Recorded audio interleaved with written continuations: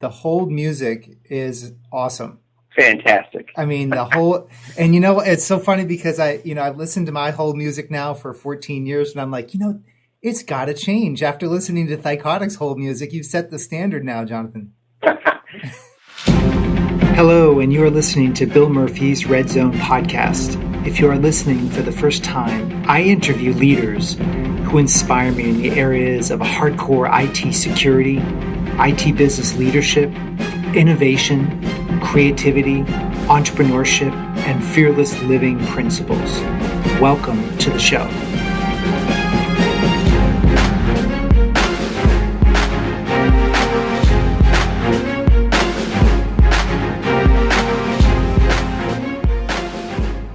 In today's episode, we go back in time to 1996, where Jonathan Cogley founded Thycotic Software. Thycotic Software is the preeminent privileged account management product made right now. And that's a mouthful. But what privileged account management is the securing of passwords and privileged account access to non-human and human accounts. And again, that's a double mouthful. But essentially, every hacker needs to get access to a privileged account in order to do their job. So at its heart, that's exactly what Thycotic does, is secure that. And they do it in an amazingly efficient way. And what I wanted to do, because you can go to Thycotic's website and read about their analyst reports in the press, and they are just on a rocket ship right now. But what I wanted to explore with Jonathan first was, what's the underpinnings of that? Like, if we could look behind the scenes, what would we see? Like, how do you build a company that puts out that type of quality? So we go back to 1996 and he explains how he built it from that point in time and the decisions he made. And the decisions he made related to the servant-based leadership model, decisions he made about management and about collaboration and teamwork. And I find this area fascinating, and I hope you do as well. For the CIO and the CISO that just wants more of the technical angle, we get into this as well, more towards the back end of this episode. We talk about brand management and risk, and a little bit more about privileged accounts and service accounts and what they mean. So if you need more definition on that, just wait more towards the end of the interview. But all in all, it's a chance for you to look behind the scenes of what it takes to build a world-class security product. And I hope you'll appreciate that. And if you enjoy the show, please go to iTunes or Stitcher and leave your comments for me. Additionally, we're on SoundCloud. So between those three, I'd love to get your comments. And that's a big deal for you to leave comments if you find that the show is top-notch. So with that, let's jump right in. So, Jonathan, I want to welcome you to the show today. And I appreciate you joining us to talk more about your organization and your product. Great. Thank you, Bill. Very happy to be here today.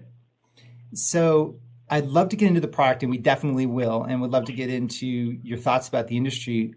I'm really curious, though. I love entrepreneurship, and I love hearing how businesses got started and what was the genesis of your story. Could you share a little bit about how you founded Thycotic and what were you thinking at the time? Oh, good question. So I started the company back in the mid-90s. So we technically started in 1996. And my thinking at the time, so I'm originally from South Africa, and I don't have any numbers to back this up, but gut feel tells me that there's some sort of entrepreneurial spirit in South Africans. A lot of them seem to start their own small businesses and do that kind of thing. My dad did the same thing. Not early in life, but later in life, he started his own company. So I kind of had that environment growing up. So when I started out the business, I said, well, should I go get a job or should I become a consultant and try to run my own small business, doing billable hours and that kind of thing?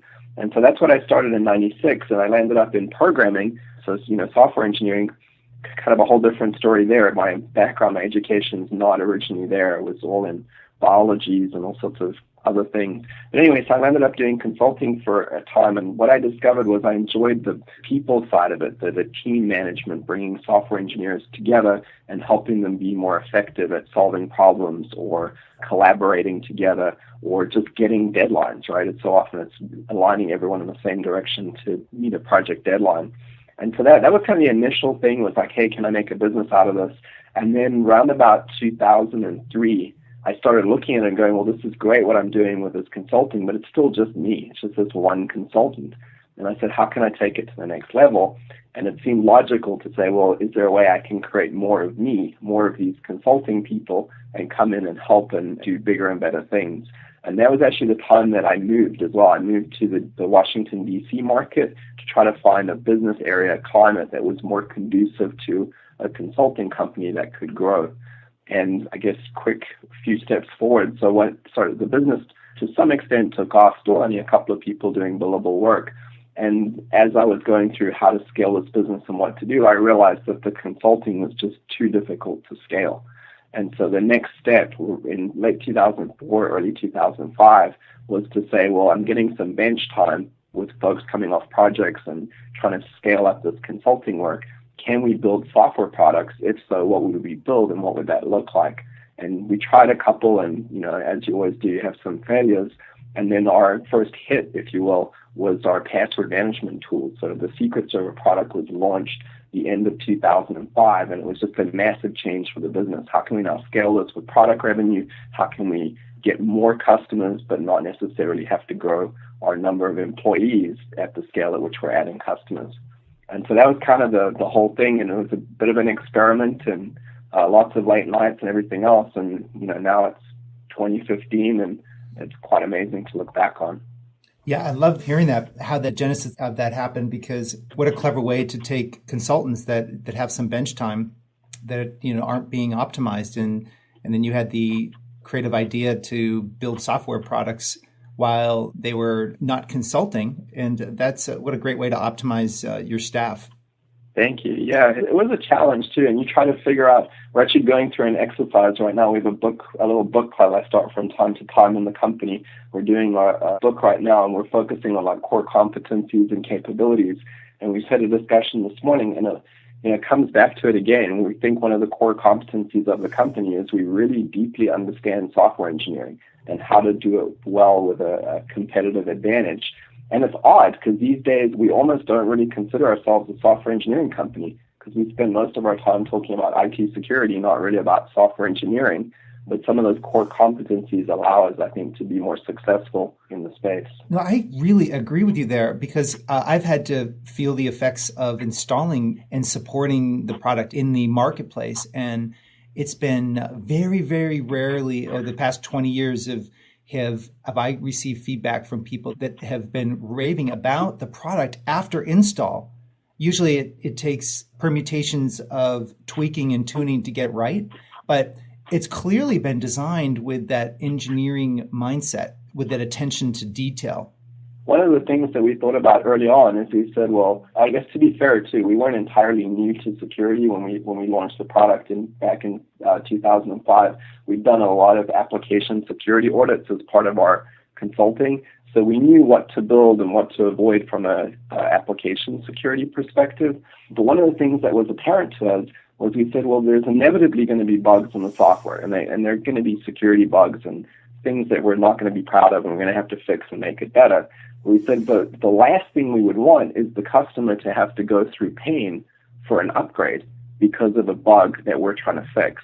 And so we took great pains in the early days to make sure that the product was incredibly simple to upgrade. And it sounds so trivial, like how does that really matter? But we basically spent the time to make an upgrade about a 3 to 4 minute procedure that can all be done through the web browser.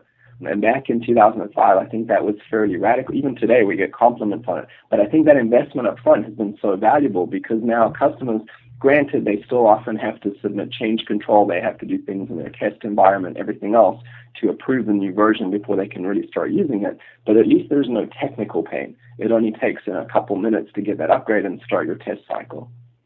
Well, it's interesting that you pick something that would be, everybody knows they have to go through upgrades.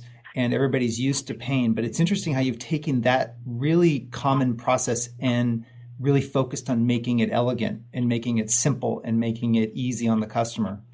I think it's like one of those undervalued things, but if your upgrade process takes half day of running scripts and copying files and doing all kinds of things, and most of our larger customers, if we put out a release, they often only have 2 weeks. According to their security policy, they have to do the upgrade within 2 weeks of us releasing it.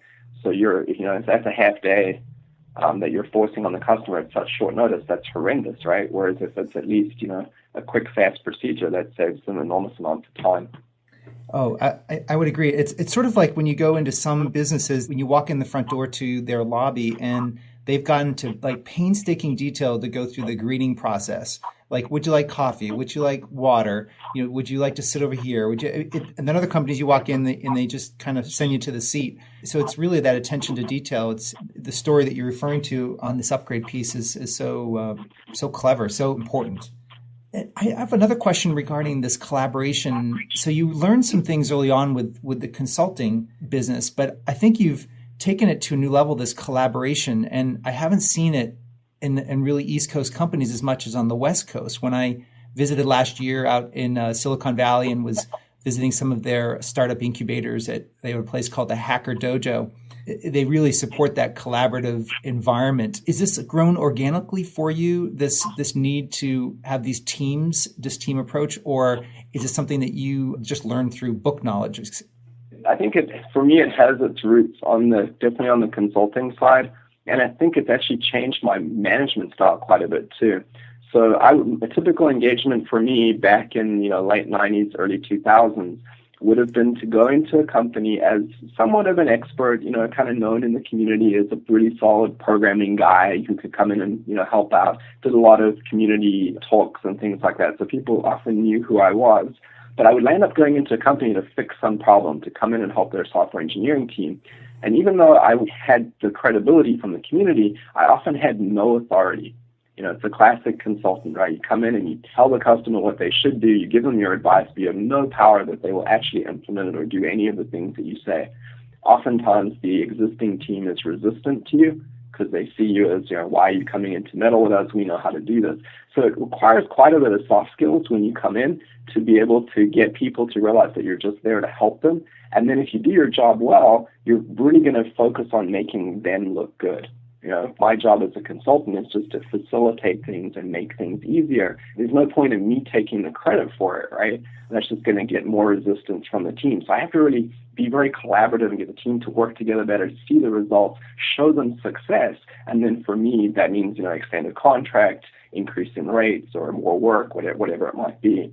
And so when you take that and you then apply it to your own team, so then one day when you're employing folks on your own team and you're trying to use those same practices because they work so well in consulting, it changes your leadership style enormously. Because now instead of telling people what to do, you're trying to encourage them, you're trying to bring out the best in those people. And I think it works so well in today's marketplace, especially, and I don't want to get weird on age topics, but especially with Generation Y. So if you look at so many of the new engineers now, sales folks, marketing, right across this Gen X's, sure, but there's a lot of Gen Y in the marketplace today, and a lot of these things really resonate with them. They want to learn, they want to collaborate. Those are really key things. And if you create that environment for them, they're really smart and capable. And if you give them that, they'll take it and make it something really quite impressive. But it also means that you've got to change, and we do it right across all of our managers within the Thycotic team now. We go with more of this sort of servant leadership approach. So your manager's there to facilitate and help, but not to tell you what to do. Your leadership style reminds me of, I just interviewed a gentleman a couple weeks ago, and basically the concept was the concept of an employee is going away. And it's not that employees are going away, but the servant leadership model is going to supplant the traditional hierarchical top-down management.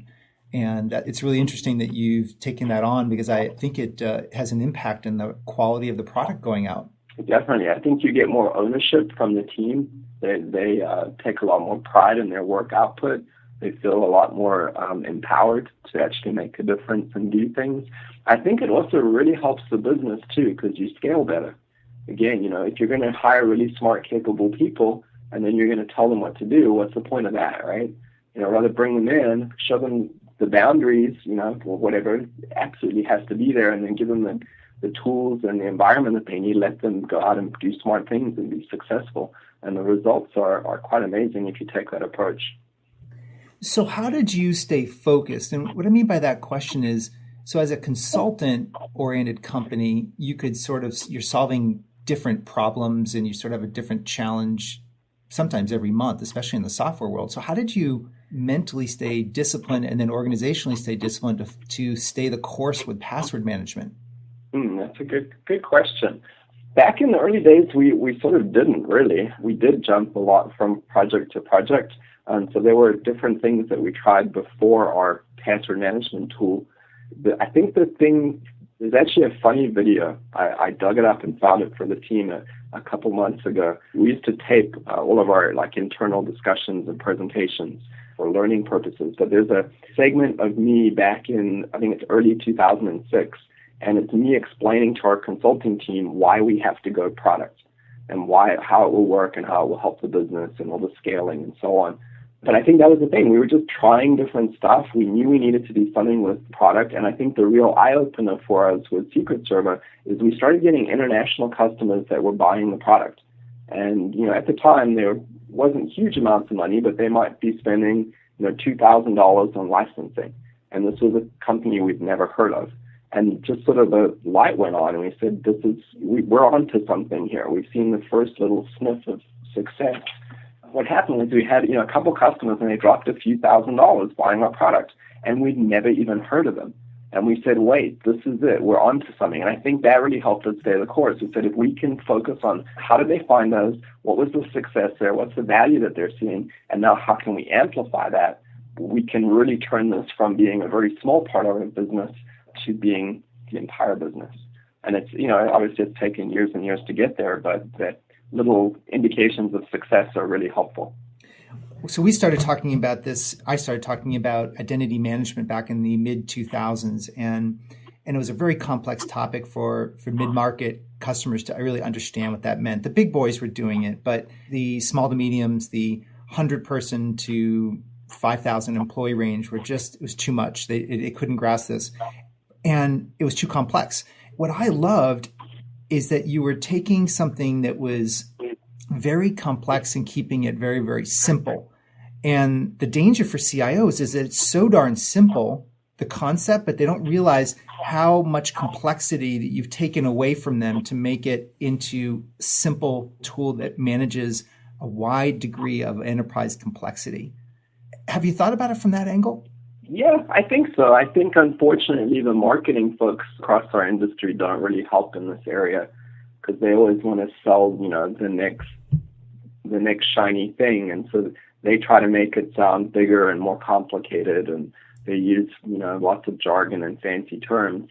And then it's tricky because then if the customer has already been hearing all of that, CIO is getting direction from people that are throwing acronyms around the whole time. And then you break it down to its simplest components, and it's really about access control and passwords. Doesn't sound anywhere near as glamorous, right? But the reality is it's the same thing. And so I think that's the secret. The secret is how to explain these concepts in a way, if you can, actually drive it back to the business, right?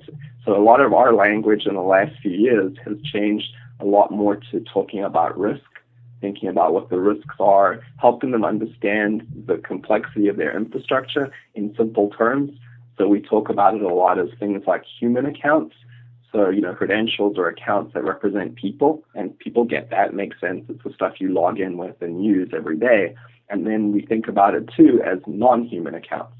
So what are all the machine accounts? What are all the things that don't really belong to a specific person? And once you start breaking it out like that and helping them to understand their environment, then I think it gets easier to see where the risk is, and then it sort of flows to figure out what the ways to mitigate that risk are. Well, absolutely. And I think what's happening in the industry it's interesting. The CEO is now involved. The CFO is now involved. They're starting to understand and say to the CIO, what is really going on here? We're having some very, very big hacks going on. And instead of them saying, oh, my CIO's got it handled, the CIO is having to have a real deep conversations about these areas and prove that things are being done correctly. And then the CIO is having to go down into the trenches and find out areas about password management that they normally would have thought, oh, that's just being handled. But it's being handled in a spreadsheet, or it's being handled in SharePoint, it's being handled in some individual account manager. So how do you see this concept of the CIO changing with password management from their peers and reporting to the CEO moving forward? It is difficult. I mean, do they have the ability to get down to the nitty gritty and look at all those technical details? I agree with you. I don't think so. I think they are relying on people below them. But it's probably just education. So making sure that they understand where the risks are. And there's a lot of folks worried, at least the CISOs and CIOs that I speak to these days, a lot of them it's brand reputation. So the biggest risk for many of them is, well, what's going to happen if there's a breach? Or what's that going to mean for the company? What could that potentially mean for them? We've seen indications, right, where executives have been forced to leave after breaches. So once you start thinking about it in terms like that, and then thinking about where that risk could be, are we managing, X, Y, and Z effectively? Then I think at least the right questions can be asked. Probably pushed to the CISO, or then even further down to security analysts or infrastructure managers below there. I think the big thing that I've seen over the years is the IT infrastructure folks generally want these types of tools, and they know that it's a best practice, and they want it mostly for sort of operating efficiencies and things like that, and they don't really know how to have that security or risk discussion. And so the trick is, if you can at least help those folks to start thinking more in terms of risk for the company, and then if you can have the upper execs starting to think about what sort of questions they should be asking the folks below them, and then ultimately be able to educate everyone on where the challenges are and what you can do to fix them. The good news is the problem isn't hard to fix. You just have to be aware of it and aware of what solutions exist to solve the issue. I love your comment about how the folks on the team have generally really wanted these type of solutions. They just didn't know how to have the conversation about risk. And I was just in a board meeting this past weekend where the board came up afterwards and said, we're so happy that you're here helping the CIO with this conversation about risk, because the dialogue's changing at the board level. They want to understand. I love your concept about non-human accounts and human accounts. I think that puts it in a language that people can understand, wouldn't you say? Absolutely, and that's the whole secret. You've got to bring it down to simple terms. And once people get this concept of your typical CIO is not thinking of non-human accounts at all, right? It's not even on his radar.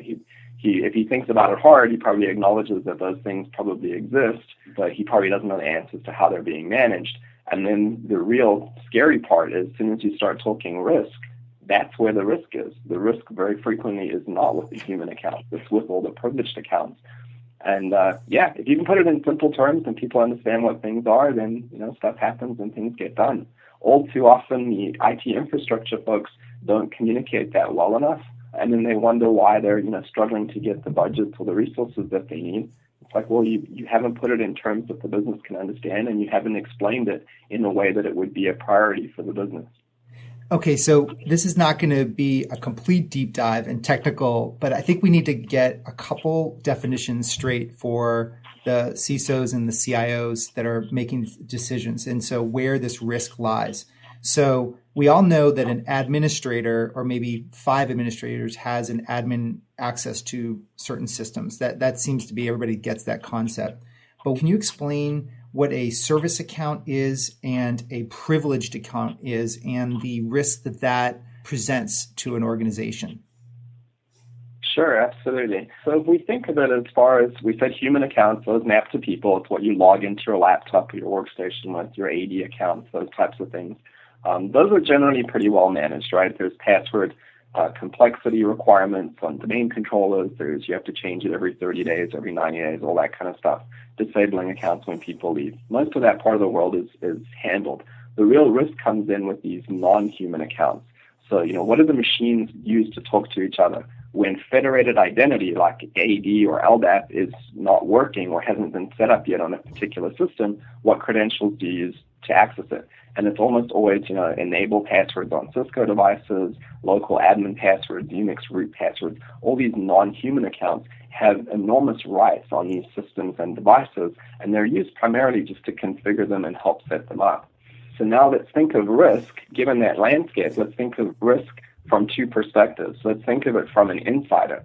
So let's say that you had an admin or some IT person, and the studies are there, right? Something bad happened, some sort of negative event, and now there's some sort of revenge motive. And this insider is going to try to take down your systems. They're going to try to exfiltrate data out to give to their next employer, or whatever the scary scenario is. Snowden, of course, is the word of the day with this whole area of risk, right? So you got insiders. Well, how are they going to be able to do all those things I just described? Take down systems, do damage to your network, wreak havoc on things. They're going to use these privileged accounts, these non-human accounts. Very frequently when these people leave the company and then decide to attack it 6 months or a year later, they're using the passwords for those non-human accounts that just haven't been managed properly and very frequently haven't even been changed since they were there. So that becomes a huge, scary area. Then even more pertinent these days, we're starting to see a lot of risk around external threat. So we know it could be either, organized crime coming in from Russia or other countries, could be, hacktivists, like the anonymous, maybe an agenda that they're looking to take down the company because of some views of the company that they disagree with. But whatever it is, it's on the outside coming into your network. And again, what do they target? Everyone's always worried about, phishing attacks or malware or things like that. Sure, those things are risks, but that's just step one, right? Once they get the malware on your network, whether it's on a user's workstation or something like that, again, it comes back to human accounts and non-human accounts. If you own an end user's workstation, that doesn't get you a whole lot. But if you can break the non-human account, the local admin account on that workstation, and that password happens to be the same as it is across all the workstations, which is one of the most common things I see talking to some very large companies even. Once you do that, you're able to run as an attacker right across the network and get to anything you need. There's other attacks that focus on similar things. Very popular and very scary is the pass the hash attacks. And then likewise, network equipment, firewalls, all of these things have passwords, and if they're not being managed effectively, that external threat is going to take advantage of that.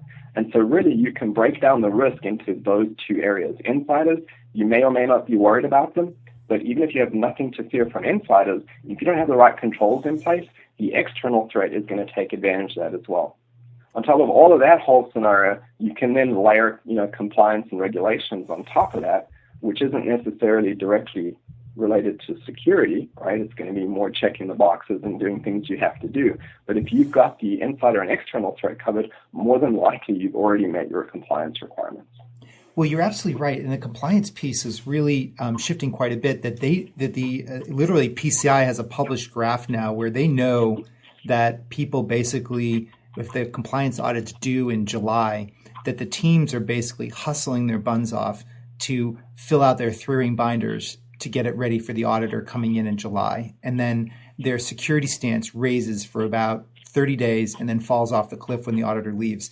That's not going to work anymore. So because PCI knows that and HIPAA knows that, they want to have an always on security environment. And so for a CIO to take that on without increasing headcount is important. So can you match compliance without a lot of cost? And I think I'd love for you to comment on that related to Thycotic software, because where do you feel that you reduce your cost in regards to being compliant? Well, Bill, you described it well when you talked about the hustle that happens before the audit and then how everything falls off afterwards.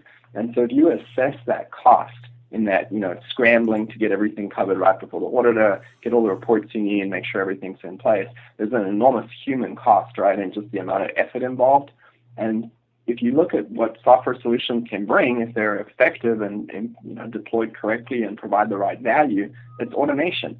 And so the software is going to put the right controls in place and have the automation there that there is no more one-off compliance. It's continuous compliance. Once you're in place, there's no more effort or work to be done when the auditors come in. And I think that's the biggest value. It's being able to show that the right controls are there, being ready for an audit at any point in time. And then even more important than any of that is the fact that by putting these controls in place, you've now mitigated that insider and external threat.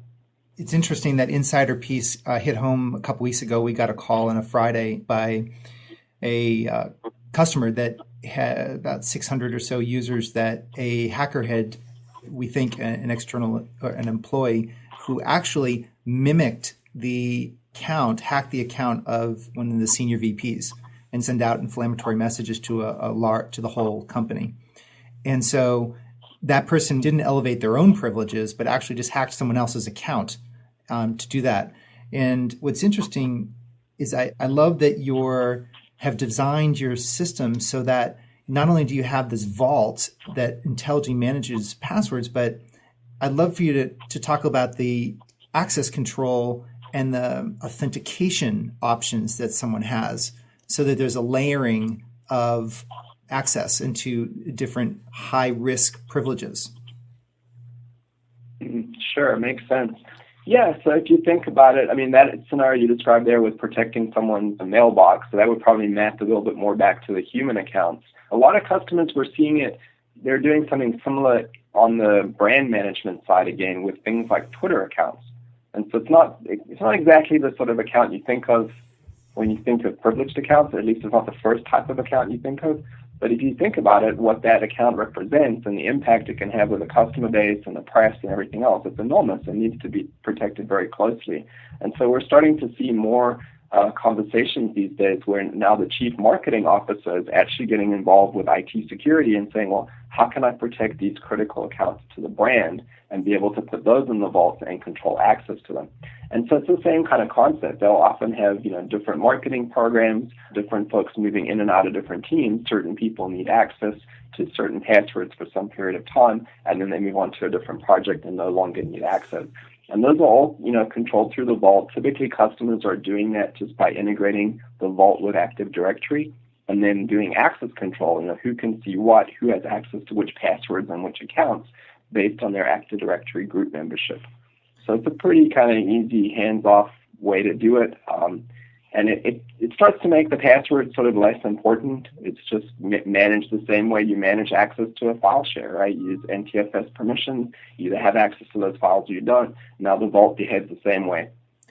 I just love that for the CIO's role as a governor of information security, they've got to govern multiple departments. So I was at a RSA conference a couple of years ago where the attorney up there said, listen, all you have rights to as a company is the access into your social media accounts and the access control around that. And I just love that you just brought that up because the brand management piece, I haven't really even thought of it from that angle. But as a governor of information security, one would need to have to protect that. One would need to look at that as a point of risk, wouldn't they? Definitely. And the key, and this is another trend that we're seeing with a lot of customers too, so you can sort of measure the company's maturity in terms of how they think of security. So who's responsible for security? Is it just an IT security manager? Do they officially have the Chief Information Security Officer role? If they do have that CISO role, who does that person report to? Does he report to the CIO? Or does he report to the CEO? Does he have a board seat? And all of those can kind of demonstrate the level of maturity the company has when they think of security. Is it just that thing that IT does, or is it a strategic component of the business where they're thinking about risk? One of these catastrophic events to the brand could have enormous financial consequences for the next 6, 12, 18 months. I mean, look at some of the retail breaches we've seen. Look at what those costs have landed up becoming.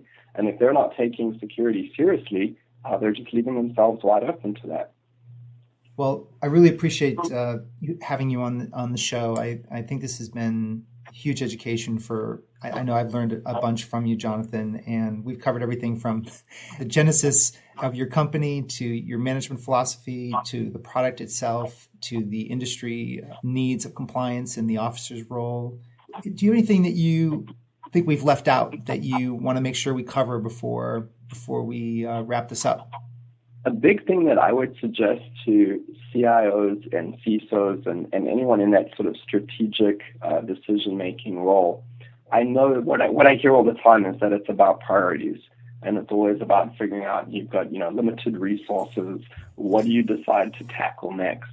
And I think the biggest message that I would leave with them is to just think about it from a security perspective, assess your priorities, look at all these breaches that are happening today, look at different events in the news and so on, and figure out which is the most important. Because so often we hear, it's some sort of infrastructure reorganization, or it's redeployment of firewalls, or next generation this or that.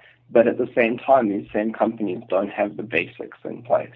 They still don't have a solid policy around when an IT admin leaves, being able to, assess vulnerability and be able to change all those credentials, things like that. So I would definitely just push for folks to re-examine priorities. Make sure that you're doing the kind of the boring stuff, right? All the basics, get all that in place, because that can have such a huge impact on actually making you more secure.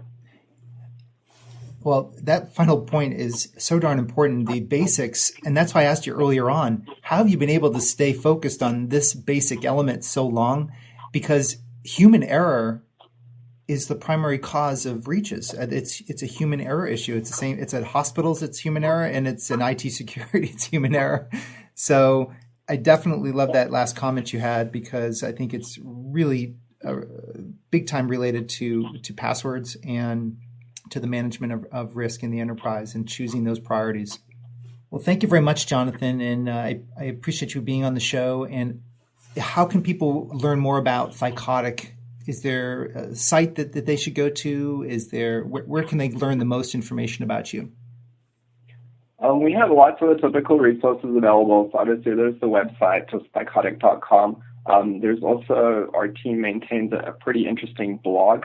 And again, it's just blog.thycotic.com. But they're tackling all sorts of issues around IT security, everything from policy, CERT guidelines on insider threat, all kinds of interesting things there. We're also going to be hosting our user conference in May.